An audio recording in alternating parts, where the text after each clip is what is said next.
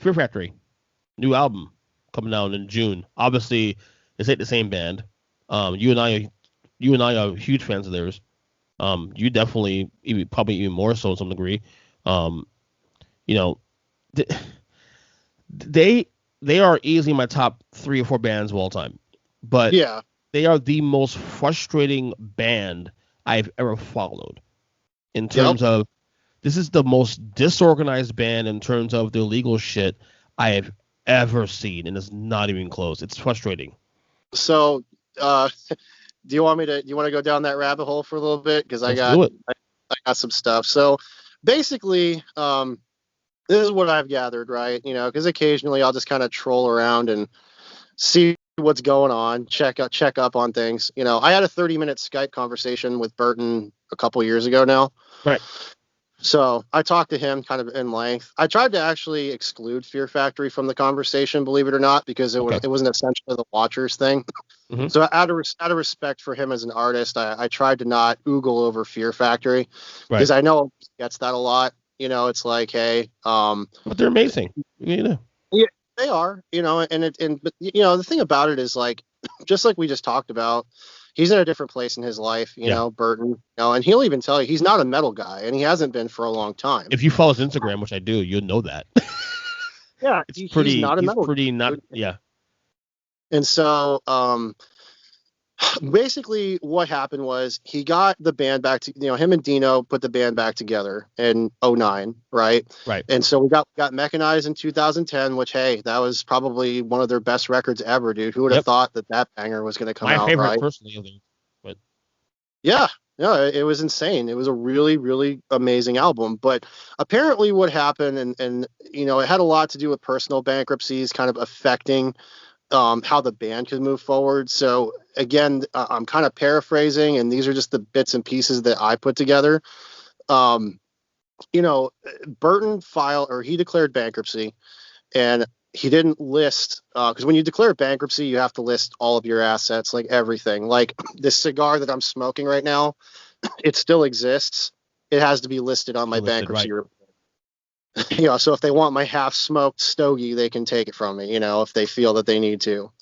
So he didn't list Fear Factory or the trademark ownership of Fear Factory on the bankruptcy report. Oh. So what happened was when he declared bankruptcy, what ended up happening was he thought that the royalties that Christian and Raymond were owed was nullified. And so he wasn't paying Christian or Raymond anything. They weren't getting a cut. And so I guess Dino had to declare bankruptcy at some point too. And what ended up happening after that was, thank you. You see my face. I can see you. Hey. Yes. It got dark real quick. It does. So they declared, or he declared bankruptcy, and then Dino, I think, had to declare bankruptcy, and the Christian and Raymond were like, yo, we're owed money, a lot of money. You guys have been touring with the name and we haven't seen shit. And so after Genexus came out, I guess Chris and Raymond were like, yeah. So they did the Demanufacture tour, which, by the way, was by far the best I've ever seen them. So, that was an amazing show. That was in 2016. Mm-hmm. I missed that concert, actually. I missed that show. Yeah, it was a good one, man. And, after that, Chris and Ray filed a lawsuit, and they called Bert out on his shit. They're like, hey, dude, I love Burton Bell, dude. He's my personal hero, but heroes are flawed, and it's just what it is. And, so they called him out on that. They went to court. Here's a question though. Why wasn't Dino also part of that lawsuit? Unless he was part of that lawsuit, because he was technically also. No, he was. That's the thing. They all went to court. Okay. I guess at the time when they went to court, Dino was pissed off because he didn't really know, or at least he didn't care enough to really dig into this whole past bankruptcy bullshit and the money owed to the other two members. So they fought it in court, and Burton lost his trademark. So they recorded this record that we're just now hearing in 2017, but they weren't allowed to release it. And so after bankruptcy, I guess Dino got divorced and he had to declare bankruptcy again. Yeah, so And he got divorced. His wife and I follow each other still on Facebook. oh, Jen. interesting. Yeah. Huh. She's getting remarried now too, apparently. You're So everywhere, man. You see all. I don't know. Yeah, so I guess so that happened, and they were Burton. I guess Burton and Dino weren't talking over that. I mean, I can imagine. Can you imagine if me, you, or Ernesto and Raph had to go to court and fight over a trademark and personal bullshit? Kind of. I mean, yeah. I mean, I can imagine that kind of tension. It's just it's terrible. So anyhow, they went and fought it out in court. Bert and Dino hadn't talked to each other in a long time, and uh, I guess Dino, after Burton lost everything, I guess an opportunity came up where Dino was able to purchase the trademark or all the whole thing, like the entire be sole owner of Fear Factory. And I guess something happened where I don't know if Burton saw that as like an act of deception or I don't fucking know, don't really care. But Bert was like, I'm burnt out. This band's like, I came back to this band apparently for money in '09 because he was broke and he had just gone through a bankruptcy. That's why we got Mechanized and the other records, which that kind of just came out in a couple interviews that they just did. And Bert threw in the towel. He's like, dude, I'm done. Like, I don't want to do Fear Factory anymore. I'm done with metal. I just want to focus on the Watchers. Like, Fear Factory's not for me anymore. And Dino, like, I understand it from both sides. Like, if you take all the bullshit and the lawsuits out of it, Burton's in his 50s now, and he started singing in an era where you didn't have YouTube videos and vocal coaches that specialized in metal. And same thing with me. Like, I learned like some traditional singing, but the screaming and stuff was all improvised. I learned my own techniques, and I mean, that's the thing. Like, nowadays when you listen to metal vocalists, like, they all sort of sound similar because they have that technique down where they're not really screaming, they're just making a loud enough kind of gurgle in their throat to make it sound like they are, which is better. I mean, they'll have a longer career as a result of it. But I mean, Burton spent years blowing out his voice, and he couldn't do the live stuff anymore. He has Which, some shows where he just sounded like shit. Like so the last time I saw him live, he just and I love I love Burton Bell, but he sounded horrible. yeah, yeah, it's terrible, and I feel bad for the guy, dude. I mean, imagine having to do a whole tour like that, several tours, where that you can't hit these notes, you can't sing these songs anymore. I mean, it's got to be painful, dude. So he threw in the towel and he's like, I'm done. I'm not doing this anymore. And then Dino, I mean, to his credit, I mean, he put a lot of money in to get the trademark back. And these guys don't. I mean, when you think about it, dude, when you're a career musician and you've been doing this for 30 years, Yeah. what do you have afterwards? You're not gonna fucking go and take on a trade. You're not gonna go and like you're not gonna go back to school. I mean, maybe, but In I real mean, it's estate, I guess.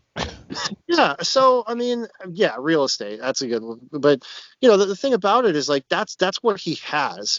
Dino has Fear Factory. That's what he's banked on his whole adult life. Is that band got signed when they were in high school, and this is it's so hard to build a brand where the climate nowadays is like it's not so streamlined anymore where you get signed and it means something.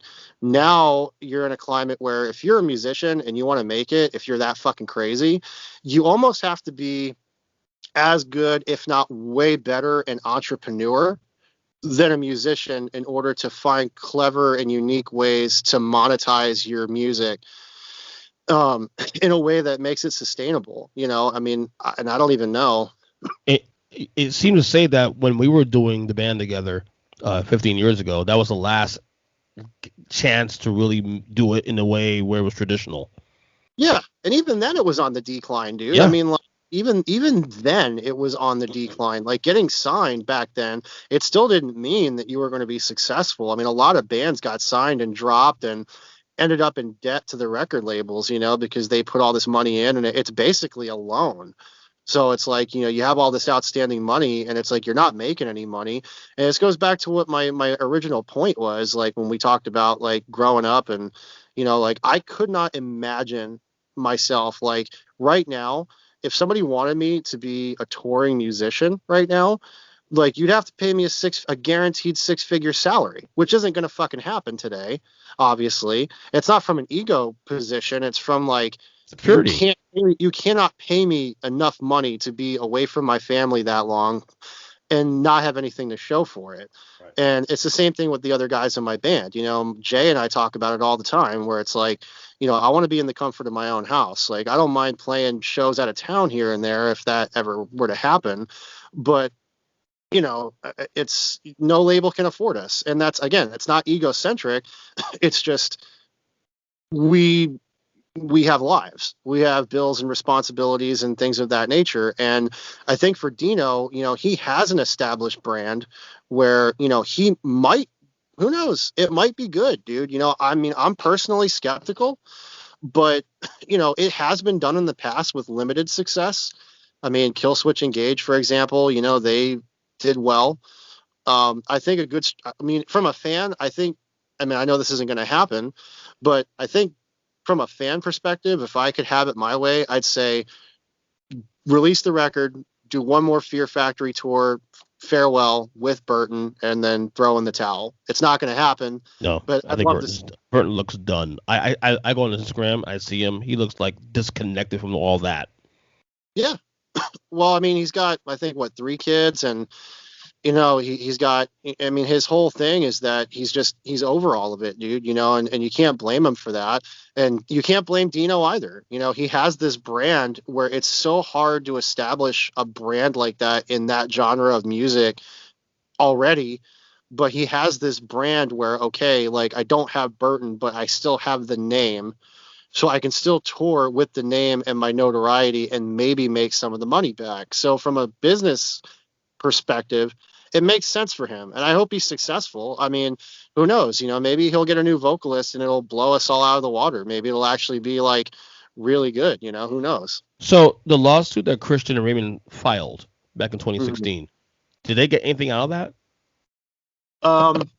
Yeah, apparently they won big. I mean, I don't have a dollar amount, but yeah, they won it all. I mean, Which they they got should. To screwed. be honest with you, if they were supposed to have money tethered to them, they should have got that. It was Yeah, they got fair. screwed. I'm just calling it as I see it. I mean, I love Burton to death. You know that. I mean, like, I fucking oogled over the fucking guy for years and years. Yeah. Having that Skype conversation with him was really cool. I loved it, but it's like, it is what it is. I mean, it's, you play with matches, you get burnt, and that's what he did. He tried kind of gaming the system a little bit, because the whole thing is like, he needed the money, and that's why he did the band with Dino. And he's like, okay, well, if I list Fear Factory on the bankruptcy report and I lose the trademark, well, then I'm fucked. I can't do anything. So I think, I mean, I'm assuming that's what happened at that point. But again, that's just everything I've gathered from all of it. So Yeah. It the whole thing always sounded complicated, and it should have it's a been. mess. They're worse than Metallica, and that's not a light statement. you Well, know, they this would, are they are they're worse than, they have the most drama of any band I've ever seen, dude. yeah. It's crazy to me. I wish everybody success. I mean, that Watchers record was pretty cool. There were a couple cool tracks on it. I mean, it's not really my thing too much, but there were some cool tracks that I really liked on it. That, it's still Burton's vocals. And that's really the stuff he should be doing anyway. I mean, Yeah. really now at his point and this point in his life and his career, it's like he can't do He's the in his live. 50s now, right? He's in his 50s. Yeah. He can't do the live shit anymore. And it's not his fault. I mean, that's the thing. I mean, the guy's a legend in his own right. It's just, I mean, he was one of the most aggressive singers out Hmm. there. Like, as a vocalist, like, I know, like, to get those, like, like mid low gutturals, it puts a Right. lot of strain. I mean, like, it's not easy to do. And to do that day in and day out for, what was he doing it for 20 years, 25 years almost, something like that. I More than mean, that. Well, 30 yeah. years, really. Yeah, so I mean, he's done his time, dude. And I don't think either of them are wrong for maintaining their positions. But I mean, at the end of it, we'll get one more record. I think what Dino should do is, when he does decide on a singer, maybe take a couple tracks off that record, like Killswitch did when they got Howard Jones, just to kind of put some of the doubters to rest. Hmm. No pun intended there. Here's my question: can Burton make money off this album? No, I don't think so because he lost the trademark, dude. I don't think he's entitled to anything. Oh, I don't know the legalities. I'm not going to sit here and act like I do. Who would probably be a good person to ask that question to would probably be Dan of Vizina. oh, my dad. Yeah. Yeah, because I think him and Rob Flynn are tight, right? Still. Yeah, they talk from time to time. Well, it's funny. Yeah, Like I got to finish an interview that Rob Flynn did in his podcast with Dio Cazares back in October last year. I finished yeah. half the interview. I haven't finished it yet. So it's on my phone still. I gotta check it out because they go into detail. Because at that time, I believe that whole thing had just dropped the decision on the lawsuit and all that.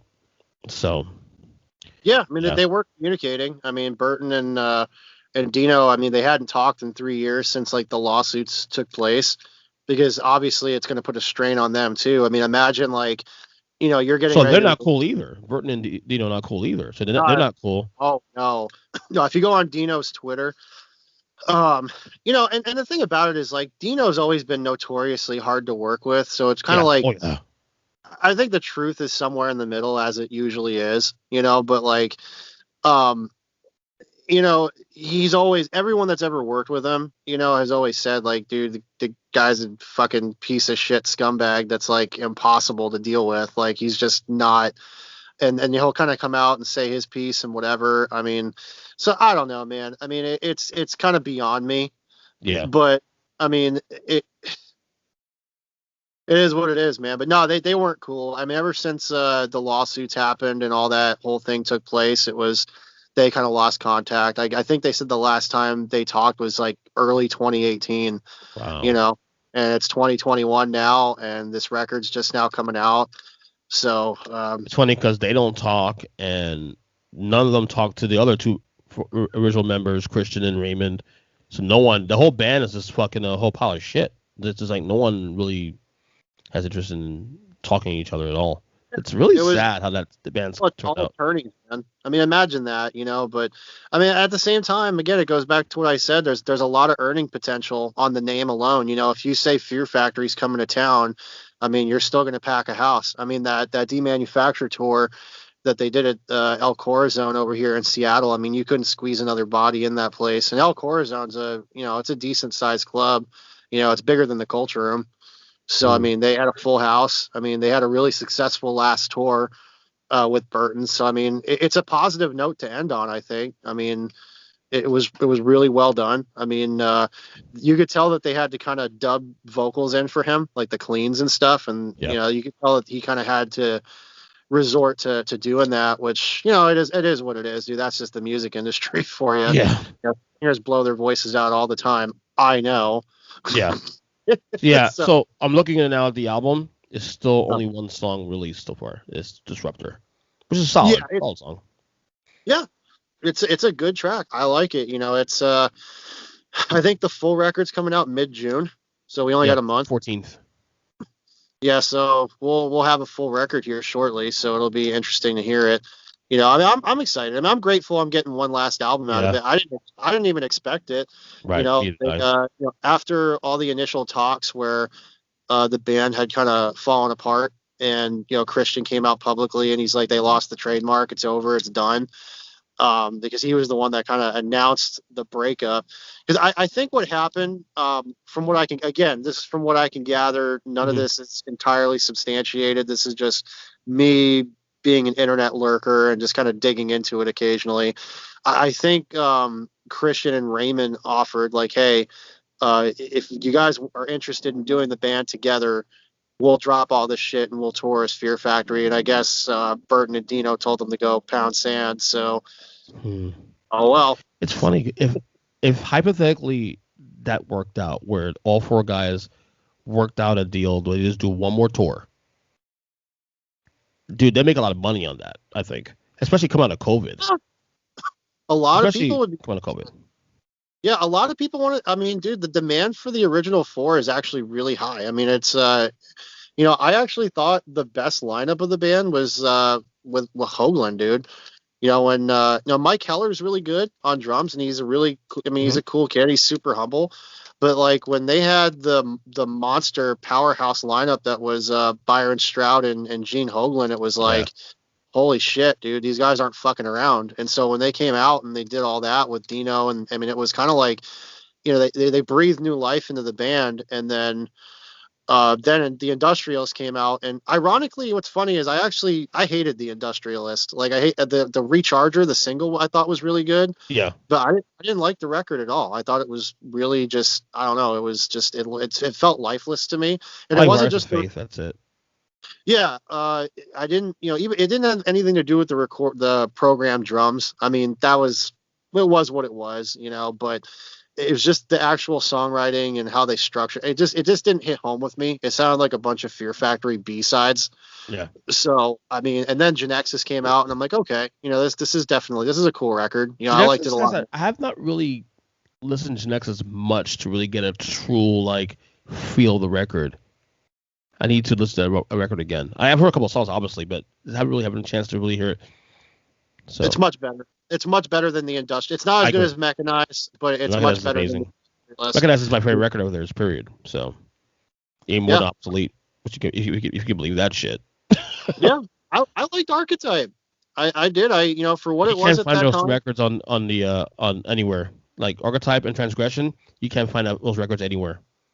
Yeah. So what happened with that? I guess the label went under, and they haven't been able to obtain rights for any of those songs, dude. The only place you can find those tracks now is YouTube. If you go on YouTube, you can Oh, I have hear the the record. CD, of course. No, I don't have any of that anymore, dude. All that shit got lost in moves and everything else. My buddy James, who's another, you met him before, big fan also of Fear Factory, has a tattoo, all that. He had to load it on his phone. He had to load the albums on his phone to listen to it. Yeah, what's funny is I thought Transgression was a cool record. I mean, I love Transgression. it didn't come, it was very different. And I love the fact that it kind of showcased more of Burton's talents. That's what I liked about it. It was Yeah. different. The Industrialist to me was like, I think the Industrialist is my least favorite record they ever did by far. Yeah. I hated the record that much. I was like, damn, dude, they really don't have much gas in the tank, I guess. And then Genexus came out, and so far this new record sounds like it could be okay. I mean, when Yeah. I talked to Burton, he said